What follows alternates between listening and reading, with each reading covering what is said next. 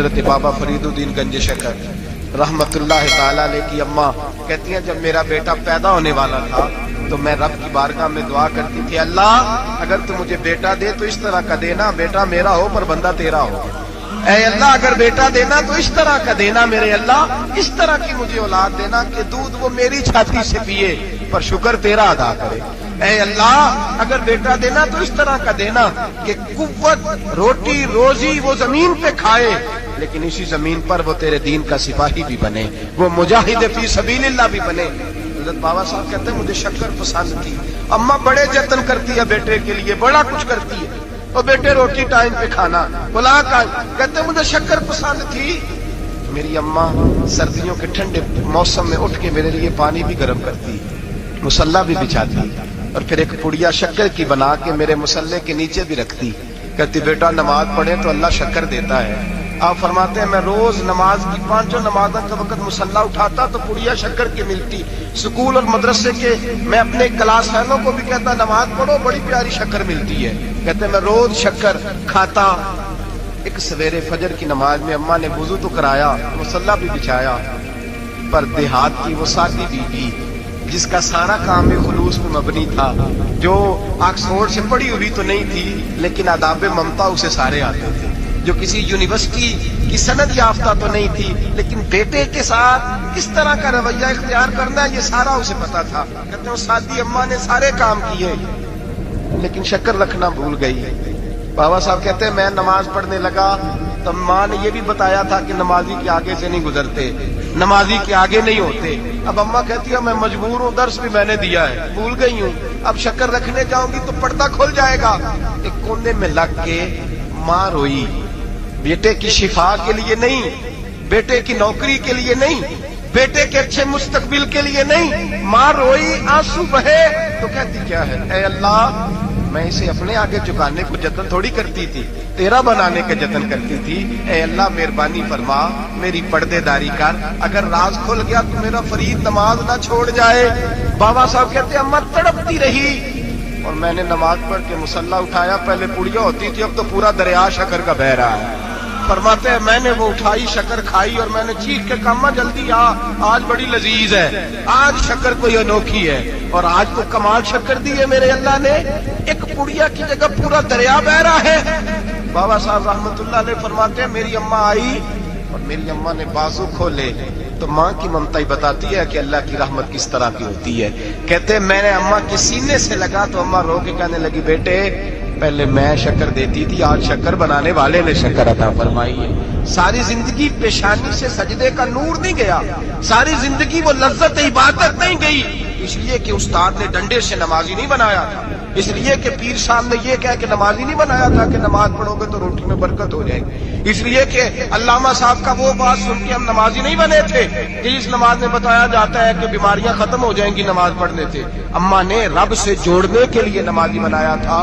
ساری زندگی بابا صاحب کہتے رہے اٹھ فریدا ستیا جھاڑو دے مسیح، چل ہن اٹھ فریدا ستیا جھاڑو دے مسیح، او تو ستا ہے رب جاگدا تیری ڈاڈے نال فرید۔ ساری زندگی نماز کی ٹریننگ دینا، اپنے بچوں کو اپنے رب سے جوڑنا، اپنے بچوں کو اللہ کے ساتھ ان کا تعلق بنانا، ان کو رب والا بنانا، انہیں رسول پاک کا غلام بنانا، یہ ڈیوٹی ہے ماں باپ کی۔ ایک بہت بڑے محدث ہیں، اتنے بڑے محدث ہیں کہ میرے نبی کریم کی مسجد نبوی میں وہ حدیث کے استاد رہے، حضرت ربیعہ بن عبد الرحمن، نبی پاک کی مسجد نبوی میں حدیث کے استاد، اور حضرت حسن بصری جو جناب علی کے شاگرد ہیں وہ بھی حضرت ربیعہ کے شاگرد ہیں، حضرت امام مالک جو 70 سال تک مدینہ اور مکہ میں حدیث پڑھاتے رہے وہ بھی حضرت ربیعہ کے شاگرد ہیں۔ ان کے والد کا نام تھا عبد الرحمن فروغ۔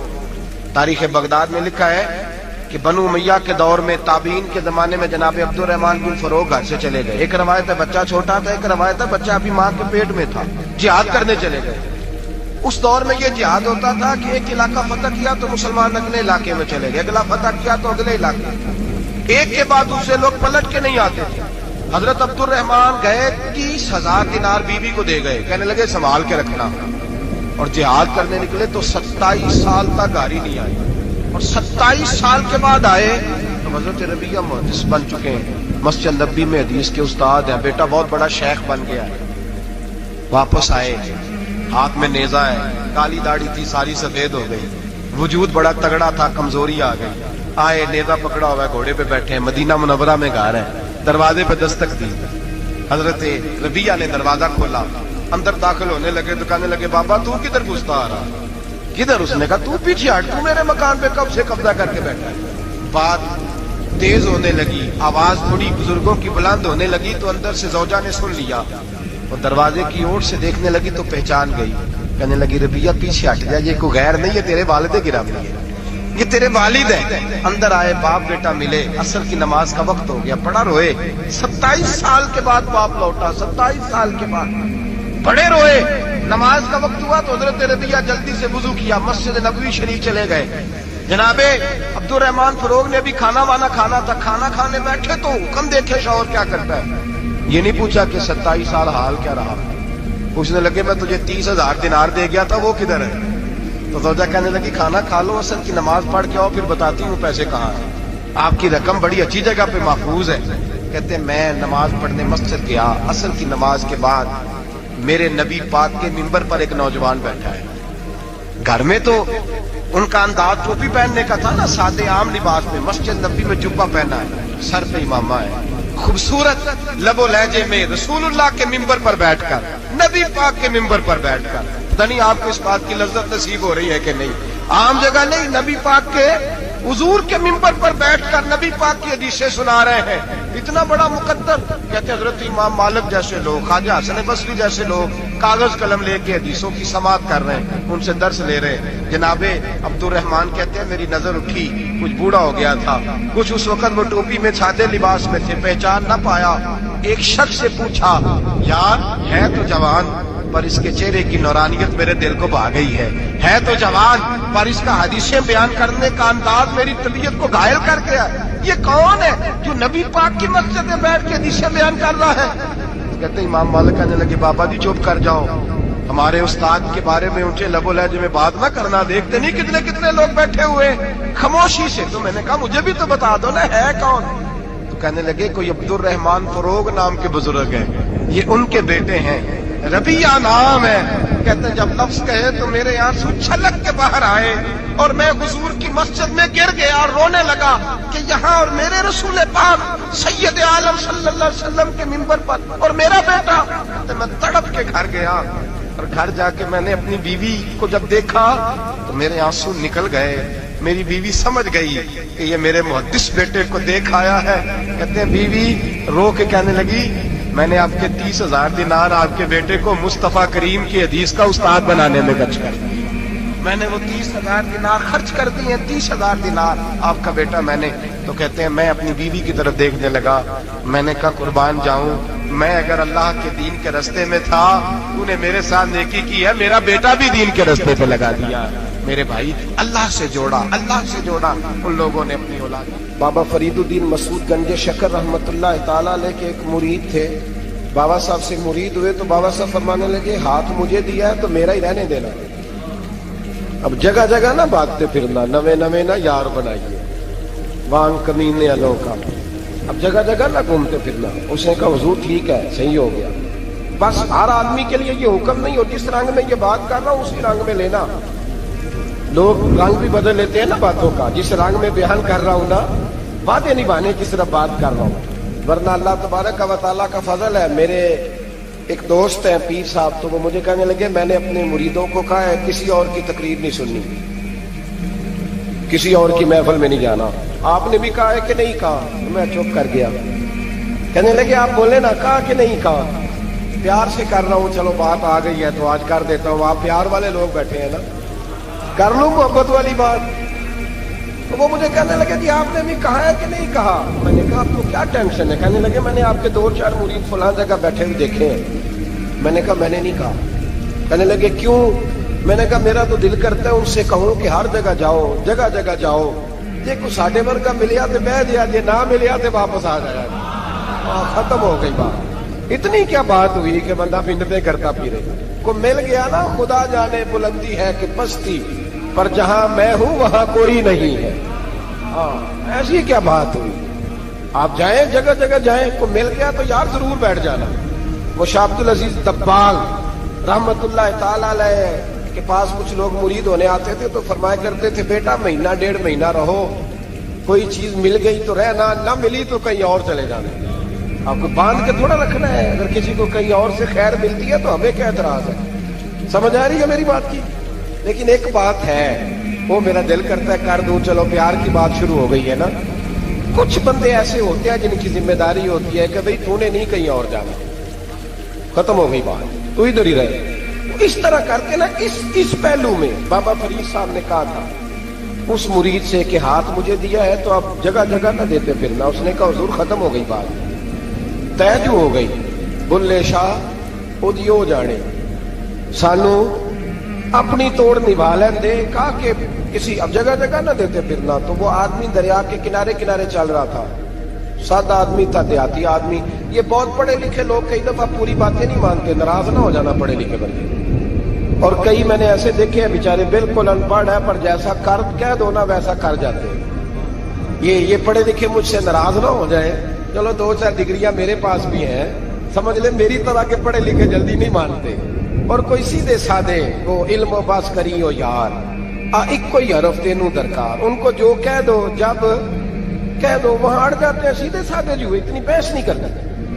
वो बाबा साहब का मुरीद दरिया के किनारे किनारे जा रहा था तो पैर फिसला तो दरिया में गिर गया, तैरना भी नहीं आता। हजरत खजर अलैहिस्सलाम आए, अल्लाह ने बंदोबस्त किया, आए, कहने लगे हाथ दे तुझे बाहर निकालो। कहने लगे दे तो देता पर फरीदुद्दीन से वादा कर आया। वो दे तो देता पर वादा कर लिया है, बुल्ले शाह ओदी हो जाने, सानू अपनी तोड़ निभा लेंदे। उन्होंने कहा जनाब क्या मतलब? फरमाने लगे मुझे मतलब का नहीं पता। उन्होंने कहा था कि मेरे अलावा किसी को हाथ न देना। तो वो शख्स कहने लगा कि डूब के मर जाओगे, खुदकुशी इस्लाम में हराम है। तो कहने लगा वो सादा आदमी था, कहना इस मसले का बाबे फरीद को नहीं सी पता, उस गल क्यों की थी, उसको नहीं पता था कि डूब के मर जाऊंगा। उसको कहना चाहिए था पाबंद कर, जा उसे जाके बता मरने लगा है तेरा मुरीद, जाओ उसे जाके बता, उसे क्या मरने लगा है, उसने वादा नहीं किया था कि मैं आऊंगा, अब जा उसे जाके बता। अल्लाह अकबर। हजरत खिजर ने जाके बाबा साहब को बताया तो बाबा साहब फौरन पहुंचे, उसको हाथ दिया, अल्लाह अकबर का तो बाहर निकाला। तो बाबा साहब ने कहा यार सीने से लग जा, ये तू गिरा नहीं था दरिया में, तुझे गिराया गया था, ये तुझे गिराया गया था, ये तुझे जरा ना आजमाना चाह रहे, आजमाना जे महबूब बुलावे एकदम एकदम, यानी ऐसे उसने कहा कि आ जा फटाफट। उसने ये नहीं कहा टाइम हो तो वक्त हो, ये महबूब बुलावे एकदम। फिर सिर नू पैर बनाइए, सिर नू पैर बनाइए, वो सिर मंगे ते सिर दे दइए, ते कदे भी देर न लाइए, ते यार दा कदे भी गिला न करिए, भावा सहज दे मर जाइए, सजना या ते लाइए ही लाइए, ते जे लाइए ते फिर तोड़ नहीं पाइए। अल्लाह रसूल से रिश्ता लगाए तो पूरा। ये क्या बात हुई मैं नबी पाक का गुलाम हूं तो चेहरा मेरा किसी और की तरह का है। मैं जी गुलामी रसूल में मौत भी कबूल है तो नमाज का टाइम है। कच्ची बातें यार कच्चे लोग करते हैं, एक कमजोर लोग होते हैं। मेरा जी मैं गुलामी रसूल में मौत भी कबूल है पर मेरा ना झूठ के बजाय मेरी दुकान कोई नहीं चलती, वो नजायज ना करूं तो भूखा मर जा, नहीं चलती तो पर मोहम्मद अरबी के वादे पूरे कर, छोड़ नहीं चलती तो ना चले, बुल्ले शाह दियो जाने, और नहीं तो ना सही। हाथ हो गई है मेरे भाई, आप अजीब बात करते, नहीं चलती तो ना चले। लेकिन हुजूर ने कहा झूठ नहीं बोलना तो लिहाजा खत्म हो गई बात। मुसलमान रहो तो फिर मरते दम तक बोलिए। ये क्या बात हुई? कच्ची बातें करना, कमजोर बातें करना, छोटी छोटी बातें करना। मैं शुरू कर रहा हूँ, कल से नेक हो जाऊंगा, परसों से। तू अल्लाह रसूल को तारीखें दे रहे, छोटी बातें कर रहा है। तू मजबूत बात कर भाई। कलमा पढ़ लिया तो लिहाजा पढ़ लिया, गुलामी कर ली तो लिहाजा कर ली, अब नबी पाक के वफादार हो गए तो लिहाजा हो गए। अब ये कोई देखे ना, एक सहाबी खड़े थे, कंजुल माल में रवायत है, नबी पाक अलैहिस्सलाम ने ना कहा बैठ जाओ। ये भी सुन्नत है किसी को ये लफ्ज कहना, नाराज ना हो जाए वो जिसको कहा जाए कि बैठ जाओ। एक बंदा जुमे वाले दिन खड़ा था, हुजूर जुमे का खुतबा दे रहे थे, हुजूर ने फरमाया बैठ जाओ। हजरत ज़ैद बिन हारिसा बाहर مسجد نبوی کی گلی میں تھے، ان کے کانوں میں آواز آئی بیٹھ جاؤ تو وہیں بیٹھ گئے۔ حضرت مرثد بن نبی مرثد رضی اللہ تعالیٰ عنہ کہتے ہیں میں اپنے گھر سے نکل رہا تھا، اپنے گھر کے دروازے کی چوکھٹ پہ تھا، میرے کانوں میں آواز آئی بیٹھ جاؤ تو میں وہیں بیٹھ گیا۔ حضرت انس بن مالک کہتے ہیں جہاں لوگ جوتے اتارتے نا مسجد میں آنے کے لیے میں وہاں کھڑا تھا، میرے کانوں میں آواز آئی بیٹھ جاؤ تو میں وہیں بیٹھ گیا۔ فرماتے ہیں جمعہ ہو گیا، نماز کے بعد حضور نے فرمایا زید بن حارثہ کہاں تھے؟ جمعے میں نظر کیوں نہیں آئے؟ بے خبر ہو جو غلاموں سے وہ آقا کیا ہے، جمعے میں نظر کیوں نہیں آئے؟ عرض کی حضور گلی میں آ رہا تھا تو آپ کی آواز آئی تھی بیٹھ جاؤ، تو میں نا ادھر بیٹھ گیا تھا، تو حضور نے رخ پھیرا، فرمایا مرثد تم کہاں تھے؟ حضور میں گھر سے نکل رہا تھا، ابھی چوکھٹ پہ تھا تو آواز آئی بیٹھ جاؤ تو سوڑیا میں وہیں بیٹھ گیا۔ انس بن مالک تم کہاں تھے؟ عرض کی سوڑیا جہاں ساری دنیا جوتے اتارتی ہے نا، جوتے لوگوں کے جوتے، میں نا جوتوں میں بیٹھ گیا۔ تو محبوب نے فرمایا میں نے نہ تو زید کو کہا تھا، نہ انس کو کہا تھا، نہ مرثد کو کہا تھا، میں نے تو فلانے کو کہا تھا۔ عرض کی حضور آپ نے نام تو نہیں نہ لیا، آپ نام تو نہیں نہ لیا کہ فلانا، آپ نے کہا بیٹھ جاؤ۔ تو حضور ہم غلامی والے لوگ ہیں، ہم ویسے نہیں کرتے، جس کے کانوں میں جہاں آواز گئی وہ وہیں بیٹھ گیا۔ ہم نے نہ کبھی قطرے پہ غور کیا اور نہ دریا دیکھا، بس جہاں تیری جھلک دیکھی وہیں ڈوب گئے۔ یہ کیا بات ہوئی کہ اللہ رسول سے رشتہ بھی ہے تو کرتا ہوں تو دیکھتا ہوں تو دیکھ لیتے ہیں تو چلتے ہیں؟ نہ یہ کچے لوگوں کی باتیں ہیں، یہ کمزور لوگوں کی باتیں ہیں، یہ ان لوگوں کے معاملات ہیں کہ جو بڑے چھوٹے دل کے لوگ ہیں۔ آپ نے کہہ لیا اللہ ہمارا رب ہے، تو قرآن کہتا ہے جب کہہ لو نا کہ اللہ رب ہے، ان الذین قالوا ربنا اللہ ثم استقاموا تتنزل علیہم الملائکہ، جب تم نے کہا کہ اللہ ہمارا رب ہے تو پھر ڈٹ جاؤ، اللہ تمہاری مدد کے لیے فرشتوں کو بھی نازل فرما دے۔ حضرت ابو ذر غفاری کلمہ پڑھنے آئے، حضور صلی اللہ علیہ وسلم نے بڑی ساری نصیحتیں فرمائی۔ ایک نصیحت حضور نے فرمائی، ابو ذر ادھر دیکھنا میرے یاروں میری طرف، ایک نصیحت حضور نے یہ فرمائی، فرمایا ابو ذر لوگ نا تجھے میرا نام لے لے کے تانے دیں گے کہ تو بھی ان کا ہو گیا ہے، جے کر یار دے نام دا ملے بیڑا۔ ہاں لوگ تجھے تانے دیں گے، کہیں گے اب تو بھی ان کا ہو گیا ہے، تو بھی اپنے باپ دادا کا دین چھوڑ گیا ہے۔ تو کہا کہ ملامت جب لوگ تجھے کرے نا تو ملامت کرنے والوں کی پرواہ نہ کرنا، تانا دینے والوں کی پرواہ۔ تانے بڑے مزیدار ہوتے ہیں، آپ یقین کریں، تانے بڑے مزیدار ہوتے ہیں، بڑے شاندار ہوتے ہیں تانے، اور ان میں نا کئی دفعہ بڑا چسکا ہوتا ہے۔ کبھی کبھی کچھ باتیں یاد آتی ہیں کہ فلاں بندے نے فلاں موقع پہ فلاں بات کی تھی، کبھی کبھی یاد آتی ہے اور دل بھی کرتا ہے اس کو یاد کرائے، پھر خیال آتا ہے کہ یہ بات نہ کرتا تو شاید اللہ اتنا اونچا اڑنے کا موقع ہی نہ دیتا۔ تندی یہ بات مخالف سے نہ گھبرا اے عقاب، یہ تو چلتی ہے تجھے اونچا اڑانے کے لیے۔ تو نبی کریم علیہ السلام نے کہا ابو ذر ذرا غور کیجئے گا بات، کہا لوگ نا تجھے اب تانا دیں گے، برا کہیں گے۔ اب تو جو دین قبول نماز پڑھتا ہے لوگ شاباش دیتے ہیں، تبلیغ کرتا ہے لوگ، اس زمانے میں تو تانے ملتے تھے، لوگ تانے دیں گے، ذرا خیال کرنا۔ کہا یا رسول اللہ بس وعدہ ہو گیا، دے لے جس نے جتنا تانا دینا دے لے، ختم ہو گئی بات۔ حضرت ابو ذر نا یہ اس وقت صحابہ چھپ چھپ کے نمازیں پڑھتے تھے حضرت زید بن ارقم کے گھر میں، دار ارقم۔ وہاں سے باہر نکلنے لگے نا کلمہ پڑھ کے حضور سے وعدہ کر کے، تو دروازے پہ گئے تو ایک صحابی نے کہا کہ ابو ذر ابھی باہر جا کے بتانا نا کہ میں مسلمان ہو گیا، ایک تو لوگ تمہیں تانے دیں گے اور دوسرا ہو سکتا ہے مارے بھی، باہر جا کے بتانا نا ورنہ لوگ نا برا کہیں گے۔ تو حضرت ابو ذر غفاری نے غور سے اس صحابی کا چہرہ دیکھا اور کہنے لگے مشورہ آپ کا ٹھیک ہے پر میں نے ماننا کوئی نہیں، مشورہ آپ کا ٹھیک ہے پر میں کوئی نہیں مانوں گا۔ کہا کیوں؟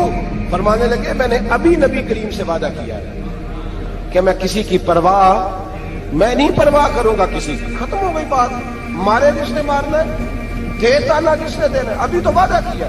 یہ کیا بات ہوئی کہ لوگ کہیں گے تو مولوی ہو گیا ہے، لوگ کہیں گے تو غلام ہو گیا ہے، لوگ کہیں گے تو دنیا دار ہو گیا ہے۔ وہ جی بچے کی شادی پر بینڈ باجا نہ بجایا تو دنیا تانے دے گی، دنیا کون ہوتی ہے؟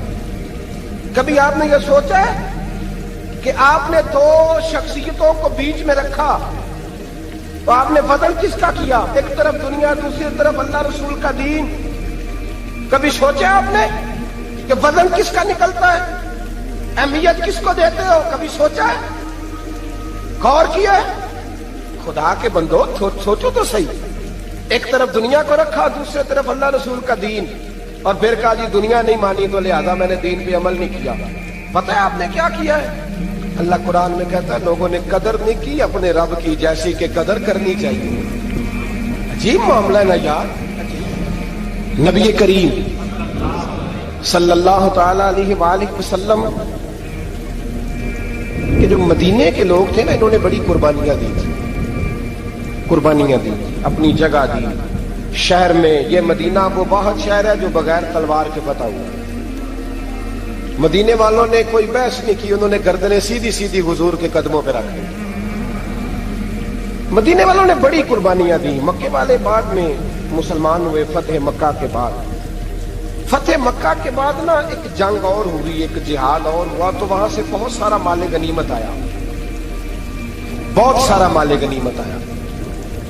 اسلام میں حکم ہے کہ جو آدمی نیا نیا کلمہ پڑھتا تھا نا تو اس کے رشتہ دار اسے چھوڑ دیتے تھے، تعلق ٹوٹ جاتا تھا. تو پھر حکم دیا گیا کہ تالیف قلب کرو. مؤلفۃ القلوب ایک پورا عنوان ہے. ان کو مال دو تاکہ وہ گھر بنا لیں، کاروبار کر لیں. تو نبی کریم علیہ السلام نے نا جن لوگوں نے مکے میں تازہ کلمہ پڑھا تھا نا ان کو ذرا مال زیادہ دیا. یہ بخاری مسلم ہے. حضور نے ان کو زیادہ پیسے دیے. مدینے کے جو نوجوان قسم کے لڑکے تھے نا چند، ان میں سے ایک دو نے کہا کہ حضور کے وہ رشتہ دار ہیں نا قریبی، تو رشتہ داروں سے پیار کرنے کا حضور حکم بھی دیتے ہیں، اس لیے نبی پاک نے ذرا توجہ زیادہ فرمائی ہے. وہ بھی عذرائے محبت. جیسے بندہ کہہ دیتا ہے نا کہ ماشاءاللہ آپ تو اپنا بیٹا مل گیا ہے، ماشاءاللہ بھائی بھائی بیٹھے ہو آپ مل کے. اس طرح عذرائے، سمجھ آ رہی ہے میری بات کی؟ جن لفظوں میں بات بیان کر رہا ہوں ان لفظوں میں سمجھیے گا. محبت کے ساتھ کہا کہ وہ اپنے ہیں نا حضور کے، اس لیے حضور کا دل چاہا ہے. حضور حکم دیتے ہیں کہ اپنوں سے صلہ رحمی کرو، اس لیے نبی پاک نے زیادہ دیا. بس وہ ایک آدھ آدمی نے بات کر دی تو بات چلنے لگی. چلتے چلتے چلتے چلتے نہ وہ بات میرے محبوب تک بھی پہنچ گئی. ترکی خیمے میں حضور بیٹھے تھے تو نبی کریم علیہ الصلوۃ والسلام نے فرمایا بھائی اس طرح کرو، مکے والا کوئی بندہ نہ آئے، صرف مدینے والوں کو بلاؤ. صرف نام لے مدینے والوں کا، صرف جی صرف مدینے والوں کو بلاؤ، فقط ان سے بات کرو. مدینے کے لوگ آ گئے. اللہ کے حبیب نے گفتگو شروع کی. بات پہلے بھی ہوتی تھی پر آج رنگ نرالا تھا. نبی کریم علیہ الصلوۃ والسلام فرمانے لگے مدینے والوں، میں نے یہ بات سنی ہے کہ تم نے کہا ہے کہ حضور اب صلہ رحمی کی وجہ سے ان کو زیادہ نوازنے لگے ہیں. عرض کی یا رسول اللہ وہ ایک آدھ نوجوان نے بات کیا، وہ ہماری مشترکہ رائے نہیں. حضور علیہ الصلوۃ والسلام آج بات کرنے لگے تو آج جذبات کا رنگ نرالا تھا. محبوب فرمانے لگے تم کہو. یا رسول اللہ مکے والوں نے تو آپ کو تکلیف دی تھی، مجبور کیا تھا مکہ چھوڑنے پہ، ہم نے پناہ دی تھی، آپ ہم نے جگہ دی تھی، اپنا شہر پیش کیا، کہو. مدینے کے لوگ رونے لگے. عرض کرنے لگے حضور ہم کون ہوتے ہیں اللہ کے نبی کے لیے کوئی چیز دینے والے؟ تو اللہ رسول کا احسان ہے کہ آپ یہاں. میں جب پاک پتن شریف جاتا ہوں یا کسی مزار پر میں کھڑا ہوتا ہوں تو وہ جو حالات پڑے ہوتے ہیں ان بزرگوں کے وہ سامنے آتے ہیں کہ یہاں خواجہ نظام الدین محبوب الہی تشریف لائے. لیکن اگر کوئی بندہ سوچے تو ہو سکتا ہے کہ اس کا کلیجہ پھٹنے کو آئے جب خواجہ نظام الدین صاحب کہتے ہیں کہ یہ باب جنت ہے نا بابا فرید صاحب کا، کہتے ہیں ایسی باب جنت نہیں. فرماتے ہیں جب بابا صاحب کا وصال ہوا تو بابا صاحب وہیں لیٹے ہوئے تھے جہاں آج ان کی مزار ہے، اور ان کے سرانے بالکل جس جگہ کو لوگ باب جنت کہتے ہیں، کہتے ہیں وہاں میں نے رسول پاک کو کھڑے ہوئے دیکھا ہے. اب کوئی آدمی حضور کی خوشبو محسوس، اس کا ایک ارادہ بن گیا نا کہ یہاں حضور کھڑے تھے، اس پر کیفیت کیا تاریخ، اس پر انداز کیا ہوگا، اس پر وارد کیا ہوگا، وہ کہاں پہنچ جائے گا 1-2 منٹ کے اندر. تو یہ تو اس وقت ہے جب اس کے محسوسات ہوں گے، جب وہ نظریاتی طور پر اس بات سے متفق ہوگا، جب وہ خوشبو محسوس کرنے کی صلاحیت رکھتا ہوگا. ایک بات عذرائے محبت ہے، کہہ دیتا ہوں کیونکہ سوالات ہوتے رہتے، کہہ دیتا ہوں اعلیٰ حضرت کے ایک مرید تھے مولانا حشمت علی خان صاحب، بڑے تگڑے آدمی، جن لوگوں کی پوزیشن بڑی سخت فاضل لوگ ہوتے ہیں نا، اور حاضر جواب 1 منٹ سے پہلے پاک پتن شریف گئے تو باب جنت سے گزر کے آئے. باب جنت سے کسی ہمارے عالم نے نہیں لکھا کہ جب وہاں سے گزر گیا آپ توبہ نہ کرے اور کوئی اچھا عمل نہ کرے تو جنت میں جائے گا. بس یہ کہا کہ ایک دروازہ ہے جہاں خواجہ نظام نے حضور علیہ السلام کو کھڑے دیکھا، گزر جائے کوئی تو الحمدللہ اس کے لیے ایک برکت ہے. لیکن کسی شخص نے یہ نہیں کہا کہ اب وہاں سے نکل کے آ جائے اور معاذ اللہ جھوٹ بولے، جو مرضی کرے اور کہ میں جنتی ہو گیا. یہ معنی کسی بندے نے بھی بیان نہیں کیا. ہاں وہاں سے گزر کے آئے، سچی توبہ کرے، بعد میں اپنے اعمال پہ محنت کرے، اللہ اسے برکت عطا کرے گا. فرماتے میں پاک پتن شریف سے ہو کے آیا، رش بڑا تھا، اس کے ایام تھے، تو باب جنت سے گزر کے آیا تو میں بس کی چھت پہ بیٹھ گیا. کچھ اور لوگ بھی تھے تو ان میں سے کچھ ایسے صاحبان بھی تھے جن کو بیماری ہوتی ہے چھیڑ کے رکھنے کی، کوئی نہ کوئی بات کیے رہتے، یہ ہو گیا تو وہ ہو گیا. کہتے ہیں انہوں نے بات چھیڑ، مولانا کہاں سے آ رہے؟ میں نے کہا پاک پتن شریف سے. تو کہنے لگے کہ آپ وہ بہشتی دروازہ جس کو کہتے ہیں باب جنت، وہاں سے بھی گزرے ہیں؟ کہنے لگے الحمدللہ، لائن تو بڑی لمبی تھی پر موقع مل ہی گیا ہے، گزر گیا ہوں وہاں سے. تو کہتے ہیں مجھے سونگنے لگ گیا. کہنے لگے پھر تو آپ جنتی ہو گئے ہوں گے، پر آپ کے پاس سے جنت کی خوشبو نہیں آ رہی. تنزیہ انہوں نے کہا، تنزیہ. تو کہتے ہیں انہوں نے طنز کیا تو مجھے بھی حق حاصل تھا، جواب در جواب کی تو اجازت ہونی چاہیے نا. میں نے کہا مولانا کیوں آپ کیوں سونگ رہے ہیں؟ کہنے لگے میں نے حدیث پاک میں پڑھا ہے کہ جنتی 500 سال بھی دور ہوگا تو اس کے پاس سے خوشبو آئے گی، یعنی 500 سال لگیں گے ابھی اس تک، تو پھر بھی جنت کی خوشبو آئے گی. تو آپ سے تو کوئی نہیں آ رہی. کہتے میں نے ان سے کہا آپ نے ایک حدیث پڑھی ہے، اگلی بھی پڑھ لینی تھی. حضور نے فرمایا جہنمی کو جنت کی خوشبو کوئی نہیں آئے گی. یہ نہیں پڑھی آپ نے حدیث، یہ نہیں نظر سے گزری.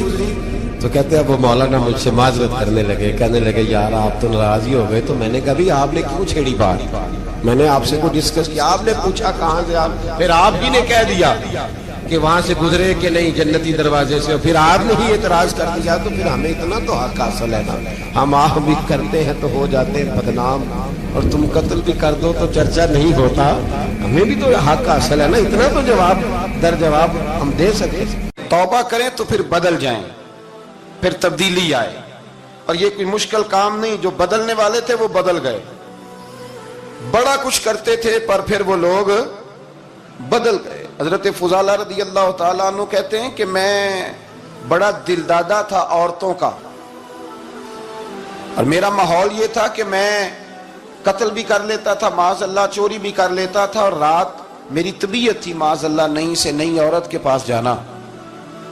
کہتے ہیں ابو جہل نے اعلان کیا کہ جو نبی پاک علیہ السلام کا سر اقدس معاذ اللہ کاٹ کے لائے گا، نقل کفر کفر نہ باشد، 100 سرخ اونٹ انعام ملے گا. تو میں نے ارادہ کر لیا کہ میں بہت سارا انعام حاصل کروں گا. قرآن مجید میں نا اللہ فرماتا ہے کہ بہت سارے لوگ ایسے ہیں جنہیں اگر میں رزق میں کشادگی دے دوں، زیادہ پیسے دے دوں، فرمایا باغی ہو جائیں، وہ سرکش ہو جائیں. یہ بہت سارے لوگوں کو جو اللہ تبارک و تعالیٰ اعتدال میں رکھتا ہے تو یہ ان کے لیے بہتر ہے. ہر بندہ دولت کے ہوتے ہوئے نیک ہو سکتا، تو یہ اللہ اگر رکھتا ہے نا اعتدال میں تو شکر کرے اللہ کا، ورنہ تو لوگ عیاشیاں کریں، پتہ نہیں کیا کچھ کر گزرے. تو حضرت فضالہ کہتے ہیں کہ میں نے خنجر تیار کیا اور میں نے بغل میں اس کو چھپایا، اوپر میں نے چادر اوڑھ لی. اب مجھے پتا تھا ظہر کی نماز کے بعد نبی پاک صلی اللہ علیہ وسلم طواف کعبہ کے لیے، بیت اللہ شریف کے طواف کے لیے جاتے ہیں. کہتے میں بھی اس طرف بڑھا. رستے میں نا وہ خاتون جس کے گھر میں نے رات آنا تھا، میں نے دروازے پہ دستک دی. میں نے کہا کہ تیار رہنا، تیار رہنا، آج میں بڑے پیسے لے کے آؤں گا. اسے میں نے یہ کہا اور پھر میں چلا گیا بیت اللہ شریف کا طواف کرنے. کہتے ہیں اللہ کے محبوب بھی طواف کر رہے تھے تو میں نے بھی طواف شروع کر دیا. ارادہ یہ تھا کہ جہاں نبی پاک علیہ السلام میرے قریب سے گزریں گے تو موقع پا کر میں حضور کے جسم اقدس پر خنجر کھونپ دوں گا اور معاذ اللہ شہید کر دوں گا. کہتے ہیں حضور ایک دفعہ بھی میرے پاس سے گزرے تو میں ہمت نہ کر سکا، دوسری دفعہ بھی پاس سے گزرے تو میں ہمت نہ کر سکا، تیسری دفعہ بھی گزرے تو میں ہمت. نبی کریم صلی اللہ علیہ وسلم 2-3 دفعہ گزرے تو فرماتے ہیں کہ مجھے موقع نہ ملا، اس لیے کہ حضور فرماتے ہیں اللہ نے روب کے ساتھ میری مدد فرمائی. دشمن پر میرا روب طاری ہو جاتا ہے۔ فرماتے ہیں جب چکر پورے ہو گئے تو محبوب کریم نا چھٹے چکر پہ فرمانے لگے فضالہ چکر ایک رہ گیا ہے، بے خبر ہو جو غلاموں سے وہ آقا کیا ہے، ایک پھیرا رہ گیا ہے۔ کہتے طواف مکمل ہو گیا تو محبوب میرے قریب آئے، فرمایا وہ کام کرتے کیوں نہیں جس کے لیے آئے تھے؟ میں نے عرض کی یا رسول اللہ کون سا کام، کیسا کام؟ اندر تو چور تھا نا، بانج فقیروں کسے نہیں ماریا، اے ہوئی چور اندر دا، اندر چور تھا نا۔ کہتے ہیں حضور نے مجھے کندھے سے پکڑ کے ہلایا، فرمایا کرتے کیوں نہیں؟ جب حضور نے ہلایا تو وہ خنجر بھی پیروں میں گرا اور میں بھی رسول اللہ کے پیروں میں گر گیا۔ میں نے کہا حضور مجھے کلمہ پڑھا دیں۔ کہتے ہیں حضور نے پہلے میرے دل پہ دست مبارک پھیرا، پھر میرے نبی نے مجھے کلمہ پڑھا دیا۔ اب نا مرید ہونے والا کہتا ہے کہ جی آہستہ آہستہ میں ٹھیک ہو جاؤں گا۔ اب وہ آہستہ آہستہ کا کیا ترجمہ ہے یہ بالکل سمجھ نہیں آتی۔ بھئی کسی بندے سے 5 لاکھ روپیہ لینا ہے تو اس سے وہ کہتا ہے جی میں آہستہ آہستہ دوں گا، 500 روپیہ دے دیا کروں گا روز کا، تو کہتے ہیں میری رقم خراب ہوتی ہے، پورے دو۔ اور نیکی کی بات جب آتی ہے تو کہتے ہیں حضرت صاحب دین اتنا سخت نہیں ہے، میں آہستہ آہستہ ٹھیک ہو جاؤں گا۔ اب میں مغرب عشاء پڑھنی شروع کر دیا میں نے، اب میں تسبیح لے لی ہے، کل میں نے بھی آہستہ آہستہ میں ٹھیک ہو جاؤں۔ یعنی رقم لینی ہو تو وہ آہستہ آہستہ قبول نہیں ہے، لیکن اور مکان کی رجسٹری اگر کرانی ہو تو مالک مکان کہے کہ آہستہ آہستہ کرا لو، کہتے ہیں پیسے پورے دیے، سویرے چل اور بیان دے۔ یہ کیا بات ہوئی؟ یہاں یہ جو ہمارا ماحول تھا نا کر لیں گے ہو جائے گا، یقین کریں لوگ قبروں میں چلے گئے ہیں پر مسجدوں میں نہیں آئے۔ ہر کام سے لوگ ریٹائر ہوئے پر گناہوں سے ریٹائر نہیں ہوئے، آخر تک تباہی اتر گئی لیکن لوگ بدلنے کو تیار نہ ہوئے۔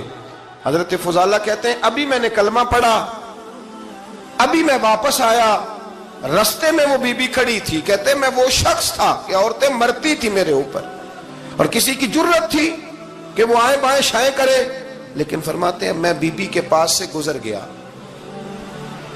پہلے تو اس کا خیال تھا رکے گا، لیکن جب میں رکا نہ تو دروازے پہ آئی، اور جب میں گزر گیا تو اس نے آواز دی، لیکن میں نے سنی انسنی کر دی۔ جب آگے بڑھا تو میرے پیچھے دوڑی، فرماتے مجھے پکڑ کے کہنے لگی فضالہ تجھے کیا ہوا، تو وہی نہیں جو یہاں سے گیا تھا؟ آپ فرماتے میں کبھی نہیں رویا تھا، میں کبھی نہیں رویا تھا۔ اور جب کہا نا تو وہی نہیں، کہتے میں نے سر اٹھایا تو میری آنکھوں میں آنسو تھے۔ میں نے کہا میں جو گیا تھا وہ نہیں ہوں، اب تو میں محمد عربی کا غلام بن گیا، اب میں وہ نہیں ہوں، اب نہیں ہو سکتا کہ کوئی میری نظر میلی ہو جائے، یہ کیسے ممکن؟ اب نا اسلام کی تعریف ہم نے یہ کی ہے کہ خبردار کوئی ہمارے قریب نہ آئے، ہم کسی کو بات نہیں کرنے دیتے کہ ہم مسلمان ہیں، ہم بات نہیں کرنے دیتے۔